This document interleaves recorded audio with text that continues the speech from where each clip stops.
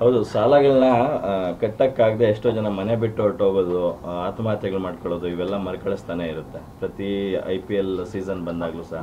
ಅಂಥವ್ರಿಗೆ ಸೊ ಈ ಸಾಂಗ್ ಮೂಲಕ ನೀವು ಒಂದು ಟ್ರಿಬ್ಯೂಟ್ ಕೊಟ್ಟಿದ್ದೀರಾ, ಅಂಥವ್ರಿಗೆ ಸೆಲೆಬ್ರಿಟಿಗಳಾಗಿ ಒಂದು ಕಿವಿ ಮಾತು ಹೇಳೋದಾದ್ರೆ ಏನು ಹೇಳ್ತೀರಿ ಸರ್? ನಮಗಿಂತ ಮುಂಚೆ ಸೆಲೆಬ್ರಿಟಿಗಳಾದವರು ಹೇಳ್ಬಿಡ್ರಿ ಫಸ್ಟ್.